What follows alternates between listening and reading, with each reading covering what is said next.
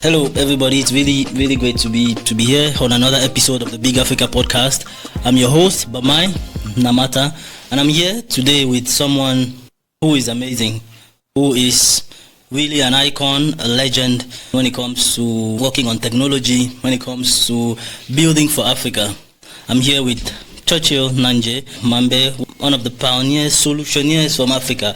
I'm going to let him tell us a little bit about himself, but you're about to listen to greatness. So Churchill, it's great to have you on the show. Hey, Namata, yeah, it's been a while I saw you. Thanks for having me. Yeah.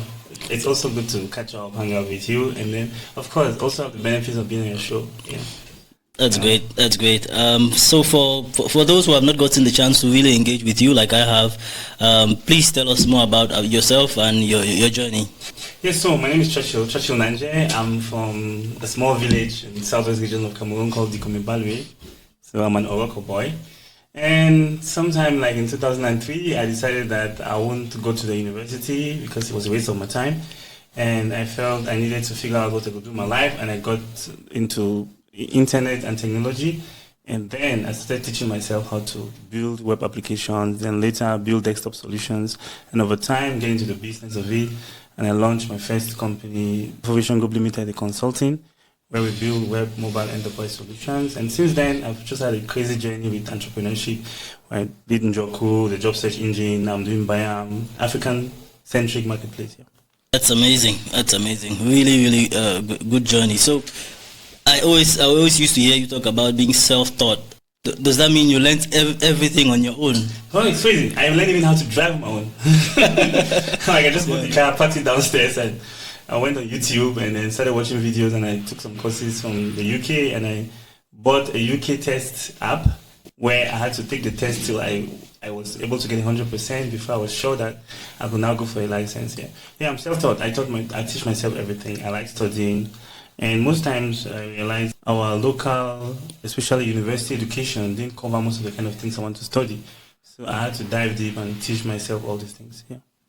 Wow, that's really great. I think just looking back at my own experience as well, learning on my own, learning on YouTube, learning how to do things, learning technology, how to build websites and things like that. I think the internet has really played a very big role in that. Would you say the internet is really one of those main drivers of development in our communities? Yeah, I think the internet has the potential to really affect great change in our communities if we can just make it available to them. So, for instance, a young me will never be where I am today without the internet. Yeah, everything I need as a startup founder or as a tech leader, I go online and I study. That's great. Technology driving development, I think it's really the way to go. I think recently, even looking at some of your pages on Facebook, you've been talking about how our policymakers can put in place the right enabling environment to support entrepreneurs, to support builders. What are some of these solutions that you think they can bring in to support those who are building on the front lines every day? So, like I said, technology has great value to change our communities.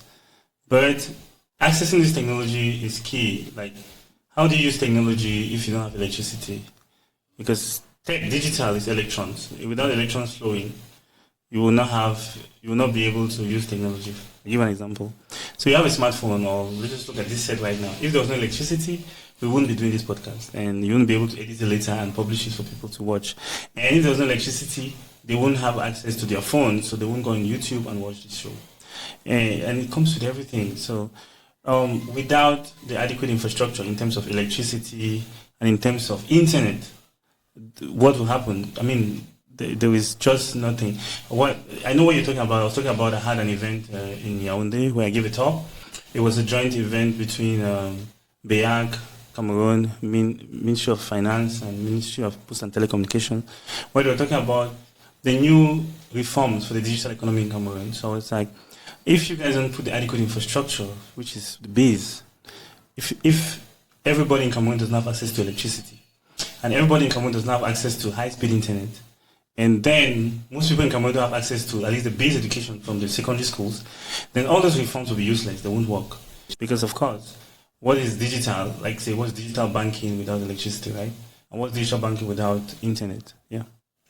Yeah. I think definitely the infrastructure is a big part. It's a big part of that conversation, because when I listen to some of the old stories about entrepreneurs who have built great companies, for example, like Jeff Bezos of Amazon. I think one of the things that everyone says he leveraged on very greatly was the posting infrastructure that in the US, for example, you can send parcels, FedEx, Post, national post. Yeah, you can be able to use that, and those are just some of the things that maybe our environment currently lacks. Do you honestly think we can surmount some of these challenges?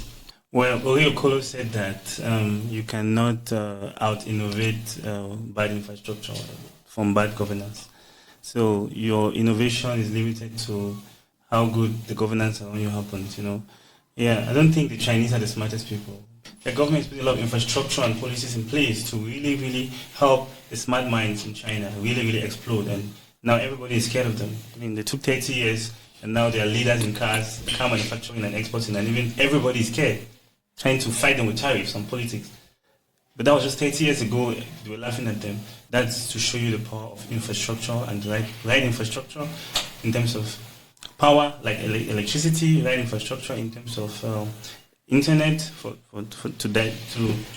really, really facilitate learning and sharing of knowledge, and also for commerce, and then the right infrastructure in terms of government support and local education.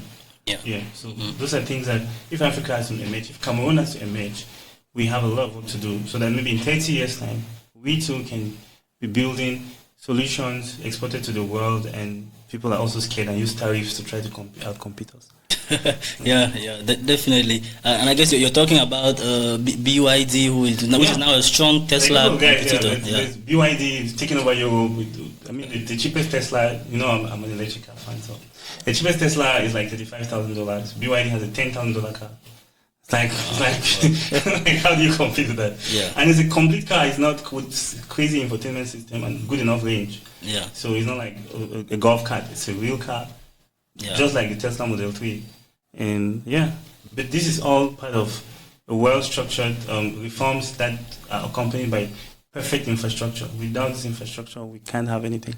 That's really true. And if we look at those who are making these policies, do you feel like they understand where yourself as a builder, where you're coming from?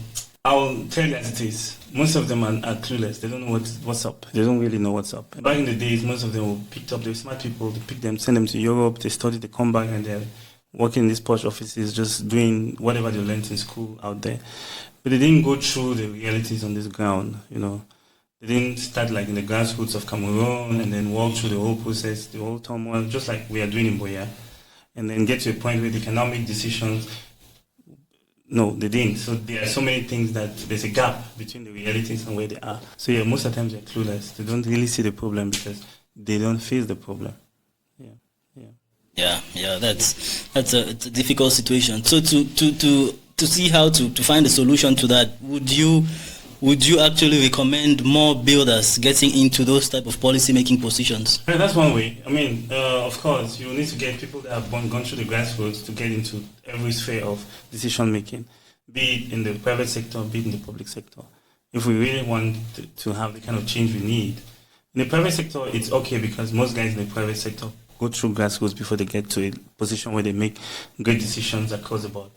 Yeah, but in the public sector, it's not yet the case. But without that, I don't think we stand a chance to really, really emerge. We'll talk about it. 2035 is around the corner, so I wonder if we emerge by then. But now, if you look at, I like using China a lot because of their ways. They were also colonized. They also had a lot of issues like we do. But if you look at what they're doing, their current president, his dad was from a political party, yes. But he's an engineer. I think he's a chemical engineer or something. If you look at most of their leaders across the board, about 80% are engineers. Like even their prime minister or their Politburo, most of the guys there are engineers. So these are pragmatic guys, and most of them come from modest backgrounds. The current president, of course, he came from political background, but at some point he fell out of favor and he was sent to the village to start his political career. So first of all, had to create solutions to local problems in the village. Then he gets to create solutions at the province level. And then he started creating solutions until now. Because if you go through that process, it can take you up to 30 years If you go through that process, you have a mastery of local realities. You have a mastery of the real issues hindering progress in communities. And then you can be able to say, with enough data from your experiences, you can be able to say, this policy can work, but because of this and that, we have to reform it and change it like that. I think that's definitely a good way, and of course, I also admire the Chinese. They've been able to do a lot of building in a short space of time, which I think us as Africans, as Cameroonians, we've not really been able to do. And just like we were talking about earlier, a lot of talking is being done, but on many sides, there's not a lot of building going on. Yeah. People like talking. We talk a lot. I think most of us prefer to just talk for a living. I don't know where it comes from. I don't know where it comes from, but yeah. We do a lot of talking, and we don't realize that talking in itself is not enough. You have to do a lot of doing and less talking to be able to really, really help our people, because our people need help. And most times, yes, I don't like to say we're poor, but if I look at it very well, we might have enough food. We do have food. We're not poor in terms of food. We are okay in terms of basic education. So we at least we go to school. We it's not perfect, but there is something. So if somebody says we're poor when it comes to maybe feeding, accommodation, like shelter, just the bottom of the pyramid things, and maybe education, I would say no. I used to be that guy, like, no, we're not poor. Come on, we just get influence and want more than we need. And then let that depress us. But there's one area where I know we're poor, healthcare. There's nothing you can say about that. We are poor when it comes to healthcare. And if you just go to the villages or the rural areas, that's when you realize how bad it is. Like, access to healthcare is really, really bad. And for a good life, you need good healthcare. So then you know that we are a very poor country. Oh, wow. Healthcare in the rural areas, that's definitely a way to go. Are you thinking of any solutions to that problem? There is no way the kind of solutions I can come up with will solve the problems at scale. Mm-hmm. But yeah, I don't think I am not trying to work in that space yet, but I believe that a bit of robotics, a bit of Internet of Things, a bit of remote controls, healthcare delivery, a bit of artificial intelligence, and so you mix some robotics, artificial intelligence, and remote controlled health delivery could help solve some of these problems. But then again, how do you deploy this without adequate electricity? How do you deploy this without high-speed internet? How? So let's just say there is maybe a lady in Dikomebalwe that has maybe that needs a major surgery. First, there's no road to Dikomebalwe, so we can circumvent that in the rainy season. We can circumvent that with internet and electricity, but there's no electricity in Dikomebalwe. So even if you say you're going to deploy some robots there and have some doctor in New York perform the operation remotely on her for like 30 minutes, how are you going to ensure that whatever operation room she's in, the electricity will be on, the robots will stay on, the internet will be connected to New York, and then they'll do the operation successfully, maybe with local nurses that will just supervise it. How do you deploy that? Again, we'll come back to it. You can't out-innovate bad infrastructure. You can't out-innovate bad governance. So we might have the best solutions, but once that base infrastructure is not in place, we will be limited by it. So we have to go back to the drawing board and make sure we have the adequate infrastructure upon which we can build all these tools to really, really, really help our people. Yeah, definitely. And helping our people, I think, is one of the main things. I know that you've also recently been talking about moving back to the village, and we're just talking about healthcare earlier. Do you really think, after having lived in an urban environment, it can be easy to make that transition back to the village? Is it really possible? Well, it's interesting. I mean, if you look at the richest people, like in New York or in the West, what's the first thing they do? They get a house in the woods. They get a cabin. Yeah. Or they get some house by the sea somewhere. So they have an apartment. The city is bustling, but they always make sure they have a house, a cabin in the woods. I mean, it's a lifestyle thing. Why? I think I give examples, like our cities are bustling, so they have a high pollution. So you might think we're healthier in the cities, but If you just go and live in a village for 6 months, you realize that the air you breathe is better, the water you drink is better, the food you eat is organic. So what else you need on earth if not good health, which comes from all those things, and happiness. Yeah. So I think I will definitely go back to my village, spend most of my time there. I mean, as long as there is high-speed internet and there's electricity from solar, I will just be there, and you won't even know where I am. I mean, I will be talking to you on WhatsApp, but I'm in the village. I will still turn on the smart TV and watch CNN or watch YouTube, and I'll still be able to work with my clients remotely and work with my team in Boya. And nobody will even know where I am. I could be in my village or I could be in Dubai. There is no difference because I'll have electricity and I'll have high-speed internet. And then I'll have all what I need to live a comfortable life. That's definitely a dream life. And I think it just brings to mind also the story of the Zoho founder in India, who I think also lives in a village and works remotely. I think guy's living the best life, man. I guy's living the best life, yeah. You know, with the age of internet, and as long as there's good high-speed internet and stable electricity, you can be anywhere in the world, especially in the comfortable areas like the villages, where the air is not polluted, where there's no traffic, and where food is very affordable.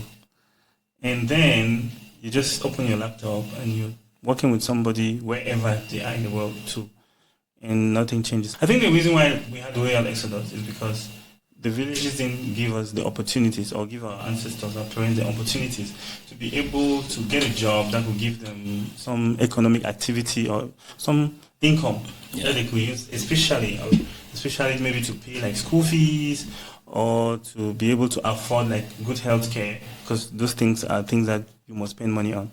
So they had to now leave the villages to go and look for greener pastures. But nowadays, with the digital economy, I don't need to leave the village. So I need to go back. Like, why would they live in the village? To get jobs and make money. So if I can sit there, get jobs and make money, it means I can stay there, which means I can import a lot of knowledge into the village, and people can be there that are very smart, but they're in the rural areas. I'm sure there are people in Chinese villages that are high-tech users, even more than people in the cities in Cameroon. But they're in the rural areas. No farmers that use solar panels, solar energy to irrigate their farms and all this equipment, and they have huge hectares of farmland feeding millions of Chinese people. Will you say they're backwards? I don't think so. But they're in the villages and they're living their best life. You can still stay in a village and still earn like you're in New York. So you can be in a village, you're working for a company in New York and they're paying you $10,000 a month. But in a village, imagine making $10,000 a month in my village.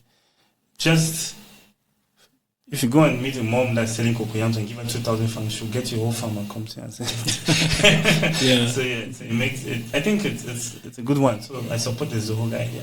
Yeah, definitely. And just coming back on what you talked about, having clean air and good food. For all the time that I've known you, I think you've always been very, very health conscious. What really inspired that for you? Well, I would say I when I started like in 2006, I used to work a lot, and when you work too much, you get tired a lot. But you really want to work because I'm a scientist. I always want to create things. And so when I'm tired, I can't create things. I start figuring out like, what can I do to ensure I don't get this tired? So I keep working on the clock. If I put in 8 hours or 12 hours and I get tired, I'm like, what can I do to put in 12 hours and not get tired? Then I started researching a lot on what can help me stay healthy and be able to do all the work I want to do. And I want to keep working. One Monday to Sunday. So I think I was driven mostly by the need to be able to achieve all the things I want to do all the work I need to do. So that made me realize, okay, I need to get off all these things that can affect my health and affect my sleep and affect my resilience and my ability to work harder. Yeah. If you don't take sugar, your muscles will be healthier. And alcohol also affects your overall well-being and also affects your brain. So you need to always be sharp. I want to always be sharp. Yeah. So sugar, flour, saturated sugars is also not very good. It causes a lot of digestive issues and all that. So, but I go in for more fiber, which is healthier. And fiber diet. So, and we are lucky to have a lot of fiber diets in Cameroon. You can eat ndole, you can eat okongobon, you can eat ero, you can eat ekwang. It's just endless, but there's a lot of fiber in our diet, yeah. But it's not no carbs. I eat cocoyams, I eat plantains. It's just avoid flour, like cake, biscuits, pizza, things like that. It's all saturated sugars, and it's not really healthy, yeah. Wow. That's great. That's great to know. If there's one person that I definitely I'm okay taking, health and food advice from, it's you, because you definitely look the part, and having known you for quite a while, you haven't aged. Yeah. You haven't aged a day, while I have aged quite a few years. And I think it's really good. Moving into inspiration. I think earlier we were talking about the power of the media to inspire certain ideas in the mind, and for the most part make someone a little bit restless. Do you think that's the case for many people in Cameroon, in Africa, especially young people? Yeah, the media affects us negatively. I mean, the media, it's one of the tools that is really, really handicapping us and enslaving us, mentally enslaving us. But I think it's a global thing. But for us, since we are colonized people and we are trying to emerge from our colonial past, we are affected even more because it amplifies all the psychological issues that stem from our colonial past. So with the media, somebody will be like, I need to build a very big house.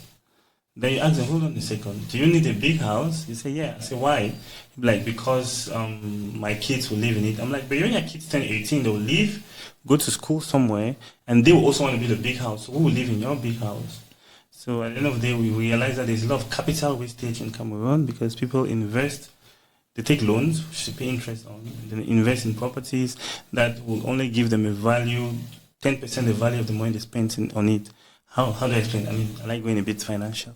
So let's just say a person takes 30 million francs loan, builds a house, and so that they stop paying rent. That's the first excuse people give. I mean, I'm not saying it's an excuse, it's their preference.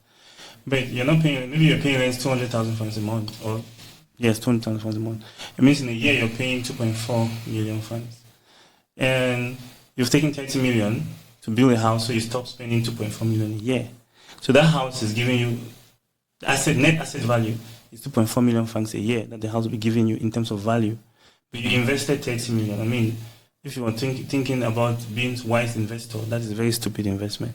Because if you take that same 30 million and invest in any business, and that business generates you 15 million a year, compare 15 million to 2.4 million, you realize that it's better to spend 2.4 million from that 15 million on a house and still get 12 million or so, 12 point something million in profits. I mean, this is really deep financial stuff. Yeah, I mean, some people say, but when you already have a lot of money, you can always build a house. Of course, you can always build a house, but do you need a big house? I mean, even one of the richest people on earth, Elon Musk, he recently sold all his homes. He doesn't even have a house, but the guy is worth like $200 billion. But the guy doesn't own a single house. He can buy any house he wants. So what's making him not own a house? Is it really important for him to own a big house? So I think the media gets us to want things we don't need.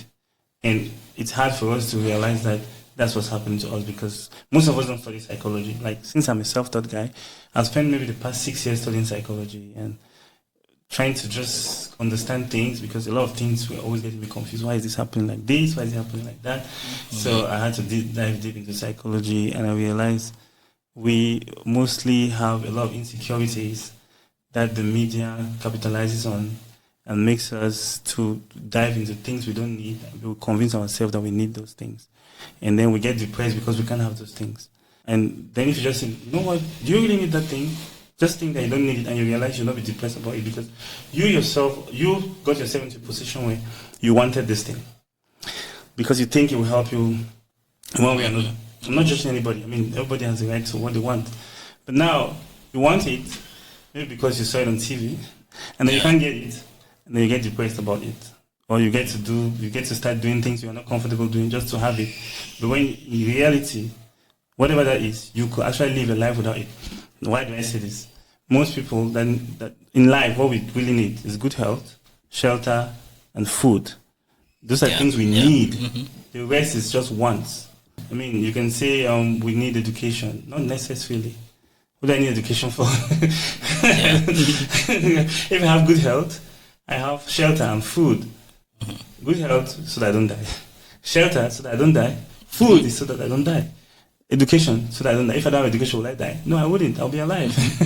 There are many people living without education, right? Yeah. Some people also, I made a Facebook post on this. Some people also said you need to have a purpose in life. True. But if you without the purpose, you will not die. So what you need is good health, shelter, and food. And if you have basic shelter, you'll be fine. And if you have food, you'll be fine. And if you have good health, you'll be fine. Because these are the three things that if you don't have, you can have all the money in the world. Yeah. But if you don't have good health, you are not happy. You're going to be miserable. Steve Jobs died with $9 billion into his name. What could he do? I'm sure if you ask him on that day that, you know what, will you give us this $9 billion to be healthy? He'll be like, yes, please, take it away. Yeah. But the media is what has corrupted our minds to all these things. And we are so deep in the metrics that we don't realize the basics of life. Yeah, well, that's definitely very, very deep. I think coming back on that, a lot of people, just like you said, are not deep into the psychology of understanding why do we do what we do. I think for the most part is really, especially in the Cameroonian African context, sometimes Nigerian as well, because Nigeria is also quite similar to Cameroon. Nice people. In many ways, it's more of a status. Most of these things that we do is more of a status symbol. You want a big house because you want to be seen as the big man in the community. You want to be seen as the person that is successful. It's really a status. It's a status thing. But for most of the time that I think I've known you, it's never really felt to me like it's all the things that you do is more for status. Why is that the case? Why are you different? I'm just thinking like my status. How many lives will it impact if I have big status? But if I have no status and I impact 1 million lives, is that not something good for me? It makes me happy. I want to be happy. A big house will not make me happy. Yeah. A big house, small house, as long as the bed is orthopedic, I'm happy. Because I need my good sleep. So, but other than that, a big house, how will it help the lives I want to impact? It won't. Yeah. The other, cause and effect.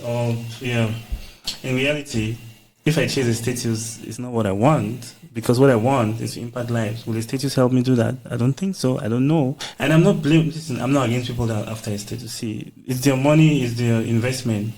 Who am I to judge? But for myself, I know what I really want. I really want to impact a lot of lives. I want to change the lives of many people. I want to live a life when I'm 70 or 80 or so great, I look back, I'm like, okay, this is what I did with my time on earth, and this is how I help lives. But when you're 70, does your status count? I don't think so. I don't think it counts.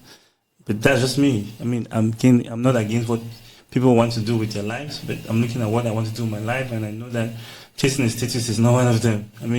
Those are byproducts of the things I might be doing.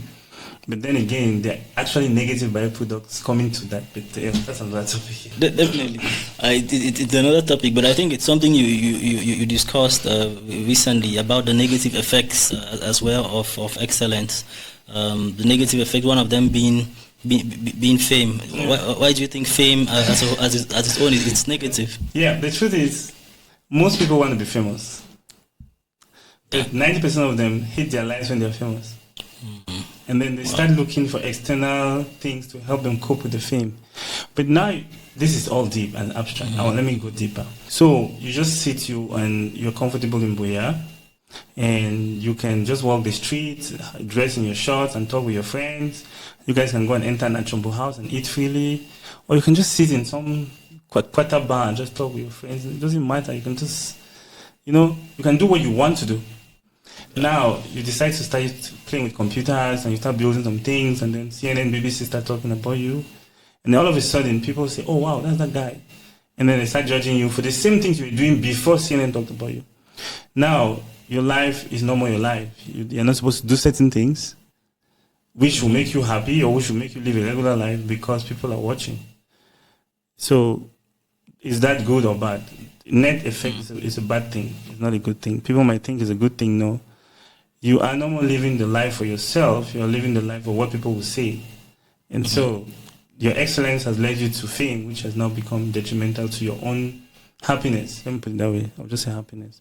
Some people bask in it, but most people would just prefer to have a regular life. For me, excellence is good. You become very excellent, but it leads now to fame. You get popular. And when you get popular, if you're not careful, you'll be dragged into either competing with people or you'll be dragged into trying to maintain a status, and that will not be you. Or in Churchill's case, me. That will not be me.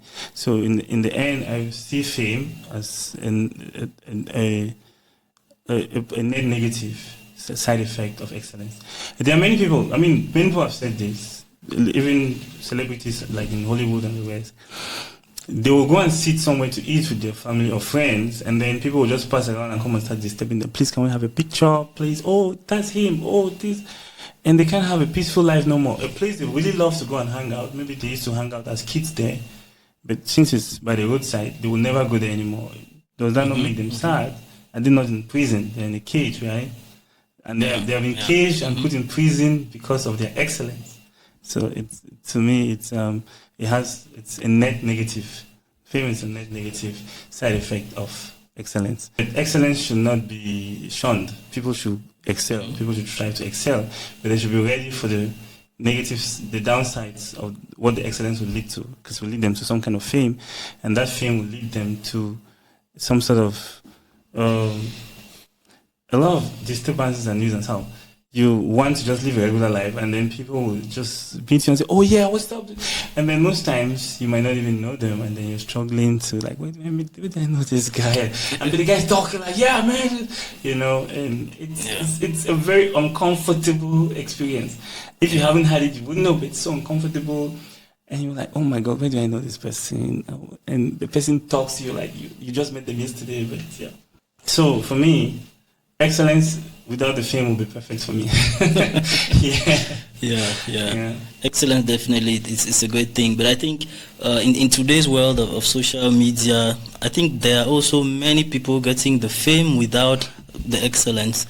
And I think to me that's more of the negative when I see that people who are all about creating and generating the fame without actually having produced something of excellence, which I think benefits people, benefits the community. What do you think about that? Well, I believe that nobody can be famous without being excellent. It could be in the negative ways, but a girl or someone could, let me just use girls, like a girl could become famous for showing her body on social media. I mean, she's excellent at showing her body, right? Yeah, so there could be things that we find morally or ethically inadequate. Yeah. But they're excellent at those things, and then that leads to their fame. And I don't judge nobody. Everybody is entitled to do what they want. It's a free world. As long as it's legal, you're free to do whatever you want. So, you're right. A lot of fame in our country, a lot of celebrities come from the negative things. Excellence in a lot of negative things that we consider negative, but they're still excellent at it, right? So it takes work. If they didn't put in the work to excel at that, everybody would do it. I mean, there are many people that tried and didn't succeed, but they tried and then it worked for them. So yeah, by all means, they should keep doing and keep excelling there. But maybe I wouldn't want my daughter, talking about the situation, I wouldn't want my daughter to engage in that. But at the end of the day, too, that will be their choice when they grow up. So yeah, definitely. I've never really looked at it from that angle, but it's true. I guess they really excel in other aspects of things which our culture considers inadequate. That's definitely true. So moving on to young people and inspiration and the next generation of builders. I know you're doing a lot of things, trying to bring people together, trying to pull some of the young people with you to be engaged with policymakers. Do you think this work that you're doing to try and bring the young people with you to see how things are done and mentoring them, do you think that work is really impacting them and building for the next generation, encouraging younger people to want to become like you? Well, for starters, the work makes me happy, and I want to be a happy man. So I do it because it makes me happy. I love doing it. I'm passionate about things like this. I'm passionate about changing lives, using my skills, my abilities to change lives around me, and maybe one day change the world. Who knows? But that's it. But at the same time, I get a lot of feedback. A lot of young people give me feedback which makes me happy too. They're like, okay, Churchill, we're happy. You inspired me like this. You helped me like that. You guided me like that. So, but I just think our communities are so. Our communities are really. Let me just say backwards. I don't like the word, but I think it's a lack of a better word. So our communities are very, very, very backwards now, and we all have a duty to improve these communities. So to me, I have to do my part, and I hope that other people will do their part. But it doesn't stop me to keep doing my part. Like I said, it makes me happy, so I will do it till the day I die. So because I get some joy from it. Yeah, definitely.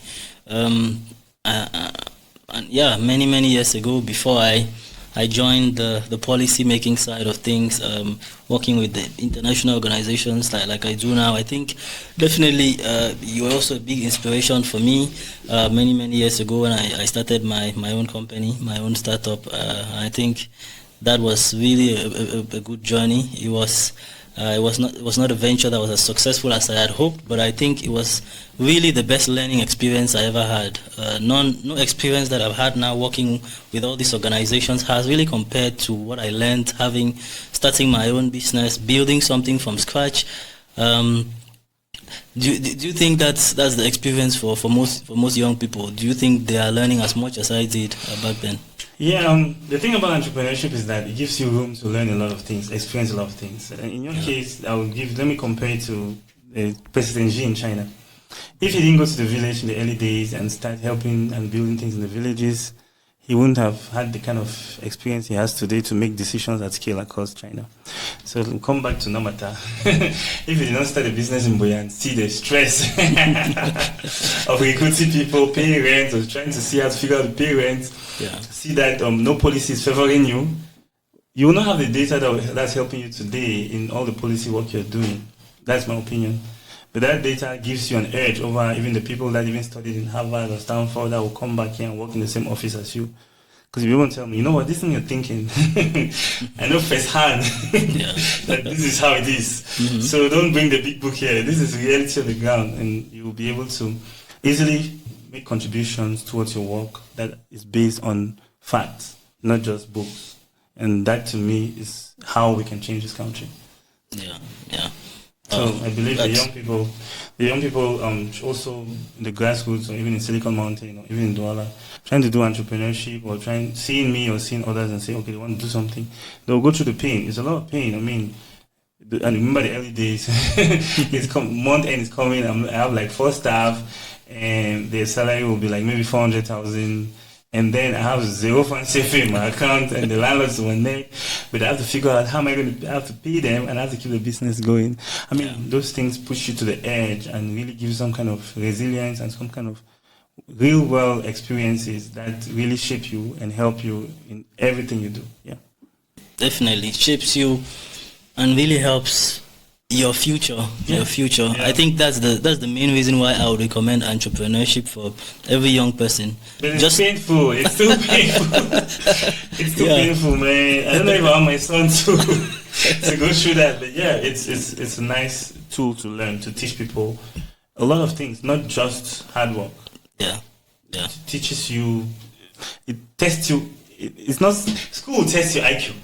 Entrepreneurship will test everything about you. It will test your psychology, it will test your IQ, it will test your health, it will test your resilience, it will even test your relationships and your friendships. It touches you at all angles, and if you can withstand that, then you're a strong man or woman. That's scary. That's scary. But yeah, having gone through that experience, I think I would really still recommend it to anybody that wanted to try. Just like some countries have like a mandatory service in the military, like after university. After university you have to serve for say a year or so.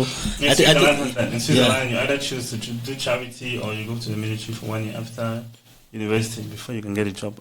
Yeah. I think that experience is definitely So definitely something to see that in Cameroon after you get after university, you must go through 1 year of entrepreneurship or military before you can get a job. Yeah, that sounds like a good idea. Okay. Yeah, I think that could build some resilience. That could build people up to be more disciplined, so that when you're thinking about the future, when you get a job, you're thinking about all the challenges that you've been through. How do you make things better at this other level? I think it's definitely something to think about. Something we need to be telling our policymakers that this could be an idea. Well, entrepreneurship has its merits. Like I said, it tests every aspect of you, but also it teaches you a lot of things. It teaches you how to think on your feet, how to be, and then the best part of entrepreneurship, at least for me, is that it humbles you. It makes you a humble person. I'll give you an example. I'll explain. I'll give you an example. I'll explain why I'm saying this.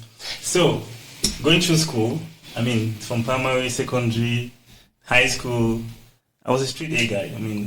My classmate, when I meet my classmate, he used to always say, when we were Form 1, you used to have 21 and 20 in most tests. So I was a straight A guy. Yeah. So when I get into entrepreneurship, I realized that I am not really a straight A guy. Because, you get you've always passed your whole life, you get arrogant. Internally, I'm not an arrogant person. I'm just saying, you have this demeanor of arrogance. Nothing more than me. I could beat further maths, additional maths, maths mechanics, all of it. I could get A grades. What could be more than me? So you start doing business and you want to get a contract and you don't get that contract. And then you sit and be like, but I always got what I wanted. That arrogance stops happening. When you try to get a contract once, you try to get a deal twice. You try to deliver a project with a team and it fails. When you failed so many times, that arrogance you had as a kid was a straight A guy. You tend to now realize that maybe I should be more humble because now I know that I have limits. And even the way you start talking, you're not always talking to people like you know it all. You always start having a position like, you know what? I'm not sure, but this is what I think. And you start being very open, liberal, and very humble. Because entrepreneurship humbles you. Yeah, it really, really does humble you. Yeah. So, yes, if you want to teach people humility, let them be entrepreneurs. You go to a bank to get a loan and they look at you like, who are you? I'm like, man, I'm that straight A guy that I used to know. I'm sorry, straight A doesn't count here. Yeah. Wow. Yeah. I guess that's why you're so humble and thoughtful in your way of doing things. I won't say I'm humble, but entrepreneurship has humbled me. I ask people all the time, like, okay, Elon Musk, Mark Zuckerberg, Bill Gates, these are very rich guys, billions, right? Mm-hmm. If they are not trying to show off, who am I? If Zuckerberg is not trying to tell people that he's rich, who am I to start telling people I'm rich? Doesn't make any sense, right? Am I Mark Zuckerberg? Even if I was, look at him. He wears t-shirt and runs his multi-billion-dollar company, having like 100,000 employees. He's the same age as me. So what do I want to talk about? Come on. Let me just relax and keep working. Yeah, that's definitely very, very different from the mindset, the typical Cameroonian or African mindset, where you get a little success and you want the whole world to know, and you start chasing status and trying to impress other people. That's very different. Well, I think something psychologically, in terms of psychology in our country, that most people don't know, is that we mostly go with a lot of inferiority complex. Around us. A lot of people around us suffer inferiority complex. And the way your system, your brain fights inferiority complex, or any complex, is to do the opposite of that. So if you feel inferior, you want to show everybody that you're superior. Yes, so unless you get to a point where you've done things like cognitive behavioral therapy or dialectic behavioral therapy, or if you start practicing mindfulness and you start looking at things like validating your thoughts with reality, you always feel like if you feel insecure, you need to show people you're big to fight your insecurities. I think with regards to the self-image issue, I think for most of us, especially looking at myself and others who grew up in difficult financial conditions, I think that just comes naturally with having grown up in that type of environment, and then it makes you start thinking of how do you show off, show yourself? Yeah. Yeah. You see, it comes from a deeply rooted complex. Yeah. I grew up poor. I need to make that money and show people that I'm not more poor. But you're fighting your childhood. Yeah. Yeah, but even if you grew up poor and you end up making money, when you were poor, you were still alive. Now you have money, you could still live like when you were poor. Because it's the same you and nothing has changed. So if nobody knows you're rich, nothing changes. Yeah, you're right. I was, again, the same way you said, I'm happy you said it that way. Me and my friend were talking about it. We said, you know what? It's like we grew up not having money. So once we have money, we need to spend the money and show people that now we have money. Well, look, before as a kid, maybe I could not even eat maybe a gâteau. But now I have money, I can buy the bakery. But it's a deeply rooted complex. Because when we're poor, we felt like we were less than the other people that were rich. Now that we're rich, we want to show them that we are not less than them. But in reality, they don't even care because everybody is busy chasing their own demons. So why should I bother telling you I'm better or better than you used to know me when you're also busy with your own demons? I will not just bother. I will face my demons and try to figure out my life. There's a lot I need to figure out for my own life than to be bothering about what people say or think. Which is why I said fame is a negative side effect of excellence. Because when you're excellent, you get famous and people start expecting you to live a certain way. And if you don't live up to that, they start insulting you or start criticizing you. What did you do to them? You did nothing. You just worked hard and you're successful. And now all of a sudden they think they are supposed to tell you how you can live your same life. When you're not successful, did they tell you how to live your life? So, it's the same me. Before success and after success, it's the same me. I'm talking just hypothetically, anybody. Before that person was successful, it's the same person. Why do you want them to change how they were living before they were successful, before you knew them? Why do you even feel entitled to tell them that at the level they are supposed to be having a big car or build a big house? So you're trying to say that what really helped them to excel and become successful, they should stop doing it because of you.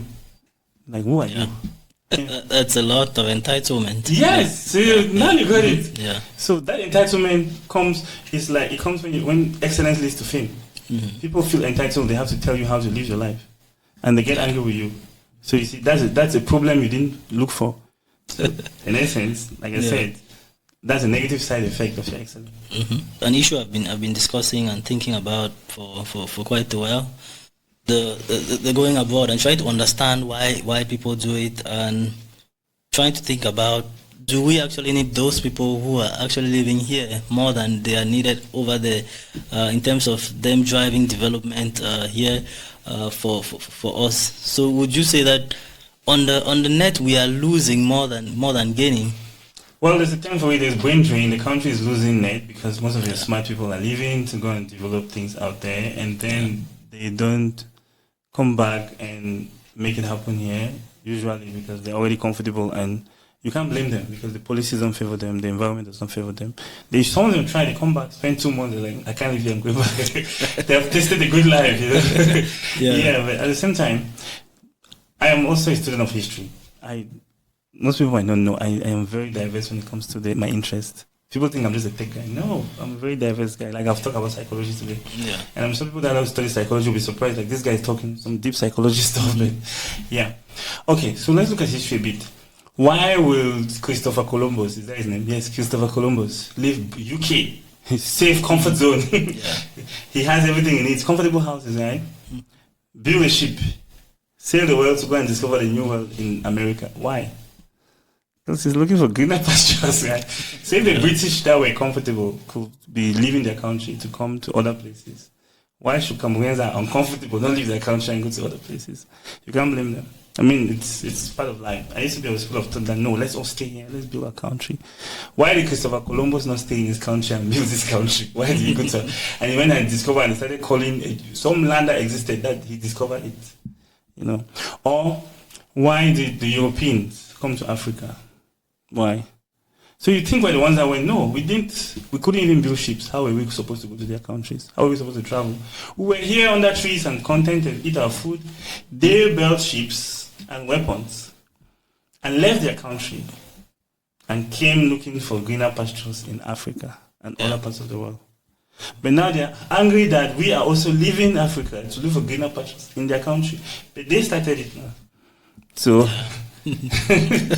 who started leaving their own country to go to someone else's country looking for greener pastures? For sure. They did, yeah. So if we leave now to look for greener pastures over there, why are they angry? You did the same, so we're also just doing the same.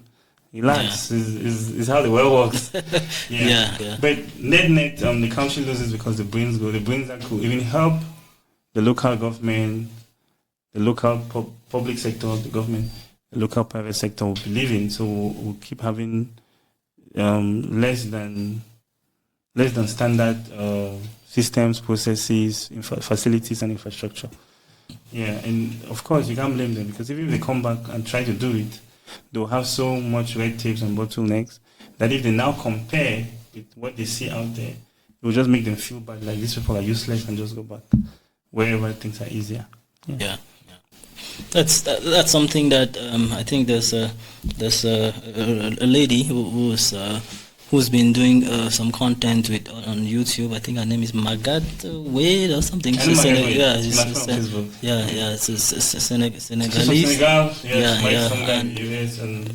think one of the things she's also been discussing is what you just talked about, like all the hurdles, all the challenges that people have to face when they're trying to run businesses or some type of project out here, and that is basically one of the things holding Africa back in general. Do you think that that's the case? Yes. At large scale, it's really hinging Africa. At large scale, don't get me wrong. There are successful people in Africa, but you can't look at them because they're in silos. I mean, I used to be of the school of thought that you guys stop making excuses, stop complaining about the government, get to work. You're lazy. I was so wrong. I mean, the best thing about me is I like most people. I know that when I'm wrong, and I'll be like, yes, I was so wrong. The truth is, at large scale, 27 million Cameroonians, 11 million in the villages, in the rural areas, have no access to electricity or internet. 11 million of us. Yeah. If you want all those people to be part of the economy and to have their fair share of opportunities in terms of job creation, in terms of starting their own companies, there is no way around it. No matter how you work in Toko, you will not be able to start an MTN Cameroon. Yeah, you won't. But you should be able, because you have the abilities. Because the person that started MTN Cameroon from South Africa is not having 10 heads, has the same head like you. Just that they had access to more education, access to more resources. So at large scale, to have everybody have equal opportunities, there is no way we can say is not a solution that can only be handled by good governance. At scale, good governance is the solution for everyone. There is no way around it. I mean, some of us can hustle and, then after get arrogant and start insulting everybody. And then they will turn around and insult us that you were lucky. That's why you're running your mouth. But at the end of the day, not everybody can hustle like I did. Yeah, so other people will need taxpayer-backed programs to help them. They'll need education. I mean, it shouldn't be hard. And maybe if those things were in place, I would have been further, right? So, yeah. So at large scale, we're hindered by bad governance. Yeah. Highly handicapped. Bad governance, it's a virus that kills everything. It's just bad. Yeah. That's definitely something to think about. How do governments, how do policymakers, how do they think about how to reduce the cost of doing things in general, the cost of doing business, the cost of starting whatever project that you have in mind? I think that's really going to be helpful for the long term. And make us, I think, generally more competitive, because a lot of the times when I speak with people in the diaspora, people abroad, I think they are always worried about that the high cost of doing business, tariffs, and all sorts of barriers that are put in front of you, and which hinder you from being able to build something effectively. Yeah, definitely. So to change, to impact more lives in Cameroon, to impact all 28 million Cameroonians, there is no other way. It must be centered around good governance. Because let's just say maybe 10,000 Cameroonians can make it on their own. But that leaves 27 point something million that cannot make it on their own. So they need favorable environment in terms of infrastructure, in terms of education, so that they can maximize their God-given abilities. In fact, it should be a crime if you are a policymaker or a public servant or a leader, if you're not able to, if you're hindering other people from maximizing their abilities when you can, because you prefer to engage in other things that are driven by your insecurities. That's powerful. And you just talked about God-given abilities, and a lot of times when I sit on my own and I'm thinking about a few things, I really see instances where people's God-given abilities are being wasted. It's everywhere. It's everywhere. If you see bike riders in Douala or Yaoundé, you will notice that they could be doing other things. They could work in factories, right? But they're riding bikes. I mean, they're making money. I can't judge them. But they could do more. They could be building the next Huawei. Or they could be building the next set of solid-state batteries to be used in the best electric cars in the world. But they're riding bikes. Which trains or efficient buses could easily have replaced mass transport. I'm just saying that riding a bike is not the basis of their ability. I mean, they transport people from one place to another. But they could do more. But can they? Why are they not doing more? Yeah. What could be done so they do more? Is it a private entrepreneur that should do that? If the private entrepreneur tries to do that, will the policymakers not go after them because they are, as we say, chop book pot? So will they not say, oh, this guy is making money, let me go and make sure he gets paid. Have you paid my share of that money you're making my land? I'm the landlord here and stuff. But yes, we have a lot of people here. As long as someone has a brain, the human being is very powerful. Your brain, your abilities, you can create a lot in terms of maybe science, technology, but also in terms of the art. I mean, I'm sure some of the guys riding bikes could be, I keep saying bikes because there are many of them, there are millions of them.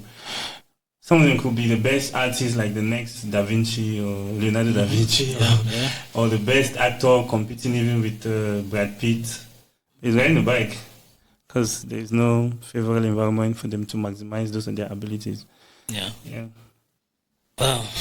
That's a tough situation to be in, and I'm happy that people like yourself are inspiring young people to look at alternative avenues to invest their time in, and not just follow the standard path. Always time if you don't have a job, scrolling on social media, just consuming a lot of things that are not the best for yourself. So thank you very much. Are there any programs, any specific projects that you're working on that you think people listening to us could tap into to help themselves now or in the future? Yeah, of course. Talking about social media and scrolling and wasting time. We went, and myself and my partner Kevin, we have this app we're still pushing. It's called Biam. There's a Biam app. Biam is building a marketplace for commerce in Cameroon and later Francophone Africa and all of Africa. So what we're doing is we are digitizing shops, their locations, so people can go there and use just their phone and connect with these shops and buy from them. But the goal is to help these shops sell more. And in trying to help these shops sell more, we came up with something we'll be announcing soon. It's called Selam. So the app is Biam. And then this is Selam. So it just makes Biam Selam, and it's a program. So with Selam, we're trying to see how we can have anybody, those who are interested. We're not forcing nobody. But we want everybody to use it. But I can't force them. I will just educate more people. You can register on the platform, then get to receive products, and then monetize their social media platforms by selling these products to their audience for a profit. And these are products from real shops. So in a way, you're making money from social media. The shops gets to sell, and Biam make sure the delivery is done. So this way, we believe most young Cameroonians, those who are ready to work, could start an online business selling with no capital. And then all of a sudden, that social media that we're wasting their time on can become a source of revenue. Wow, that's a really thoughtful idea. Something that could come in really handy for many young people who are spending a lot of their time not being very productive. I think that is one way to become immediately productive, by selling things for other people and using your audience that you've already built to be able to get some of those products out into the market. So that is definitely something for young people to hop on, and hopefully by the time you're launching and pushing the Selam part of the business, we'll be able to support you. It's really been great talking to you, Churchill. It's always a pleasure listening to you. You're full of knowledge, far beyond just entrepreneurship and technology, which you're known for across Cameroon. But I think your life and lifestyle should really be the model of how things should be, to have a lot but learn to be simple, be humble, and listen to other people, live healthy, and eventually look forward to retiring back to the village and live simply. It's been great having you, and really nice conversation. I'm happy, and I'm also happy that you had me, and I'm happy that you let me share some of these things. So thanks a lot for having me. It's great to stay in contact. Sure, as always.